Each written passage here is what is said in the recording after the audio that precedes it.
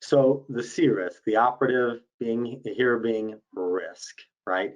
So this is one of the most managerial level focused certifications that we'll talk about here today, because you need to think about who is responsible for the risks of the organization.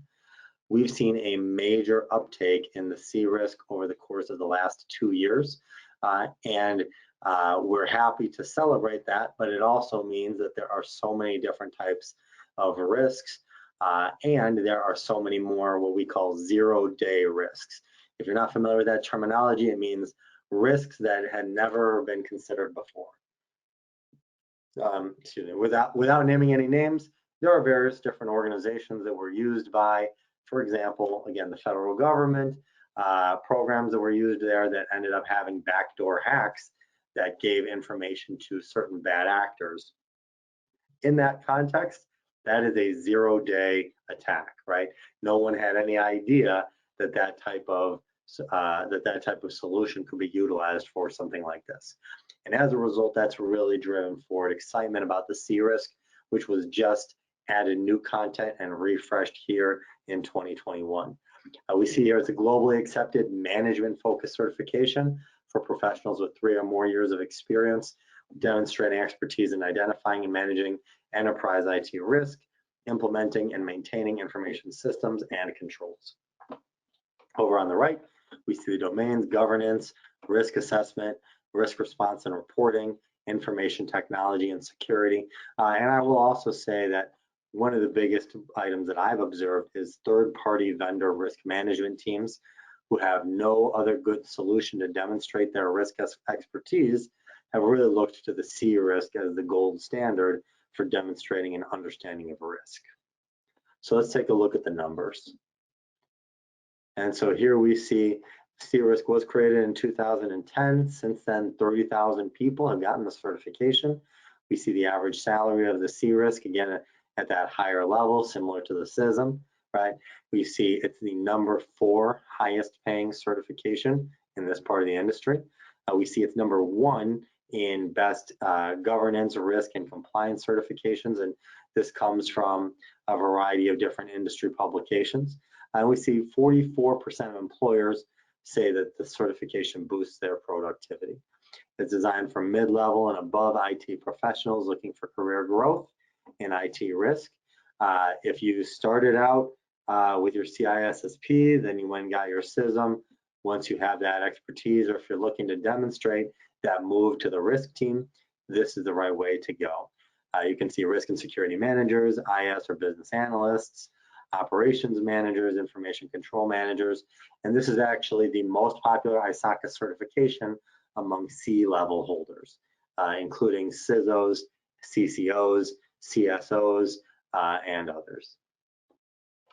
I'll pause for a moment here. I am trying to go a little bit more quickly to make sure that we cover all the certifications. Do we have any questions on the C risk, Jeff?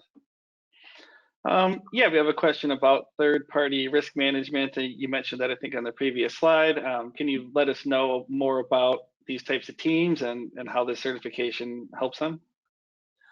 Yeah, absolutely. So for these third-party risk management teams, this is, in my opinion, the hottest element of the industry right now. Even as we're talking here today, we are using a variety of different vendors and indirectly using their vendors in order to produce this for you today.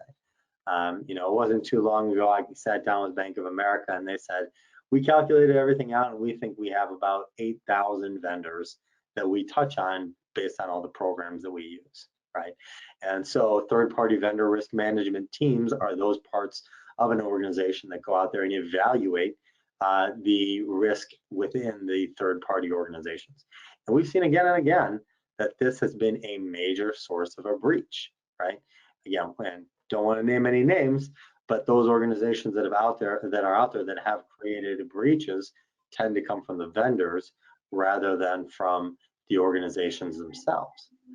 In that context, it's a very hot button item and something that you should take a look at if the topic of risk is of interest to you. Great question. Yeah, we have another question then from Jamie. Is there an ISACA certification you can recommend around CSP? I believe maybe it's cloud security providers, unless you know of another acronym for that. Yeah, yeah, cloud security providers makes a ton of sense. So the ISACA certificate that matches up extremely well to that is the brand new CCAK. So it's cloud computing certificate of cloud audit. Sorry, certificate of cloud audit knowledge. So that's a certificate that we designed together with the Cloud Security Alliance, and it's a terrific certificate. I would encourage you to follow up with InfoSec to discover if that might be right for you. It's not on our sheet today because it's a certificate, not a certification. Yeah, and then we have a couple just maybe a little bit more general questions, but I think now's a good time to answer them. One of the questions from Maureen is kind of a common one I'm sure you've seen before. Where do you see certifications versus formal academic education in the field of information security, broader technology, and in general? Do you see one having a specific advantage over the other? That's a tough question. I think we need a whole webinar to talk about that. But I would say that ISACA is heavily engaged with both of those options, right? And we think the formal education is important. But what we've also observed is that once you've completed that formal education, then everybody's on to the professional certifications. So I will say that when we talk about audiences similar to the folks that are on our call here today, those folks are currently working, those folks who are working in an enterprise, it's not always feasible that any of us could leave the job that we work in today to go out there and to get additional formal education. If you can, fantastic. If you can't, professional certifications are a great way to gain the knowledge you need and demonstrate that you have that knowledge so you can be ready for the next role that you're looking to get. So they both play an important part. I wouldn't emphasize one over the other, but it matters what part of your career you're in today. Yeah, and then one more question that came in. Do you recommend joining ISACA before obtaining a certification? Are there any benefits to being a member if you're not currently a certification holder? Yeah, great question. Well, a couple different things, especially if you're looking to figure out what role is right for you. Now, for me personally, the way that I've observed people make decisions on what certifications to get is that they look out and see what is the role that they want and what are the certifications for the people in the role that they want, and then they go get that certification, right? Not everybody does it that way, but generally speaking, the best way to meet people in highly qualified ISACA roles is to join your local chapter. There's dozens in the US alone, but certainly plenty around the world. As I mentioned, over 220 chapters. There's definitely one local to you, wherever you are, and we would recommend to start interacting with and getting to know those folks.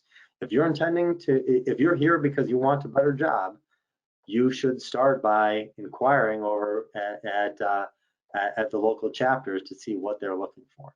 And I'm sure it doesn't come as a surprise to anybody on this call that there is a huge demand for security professionals and for people that add to this concept of digital trust. Any of these certifications can be right for you, but the local chapters and connecting with people that you might like to work for and with is a great way to advance where you're at.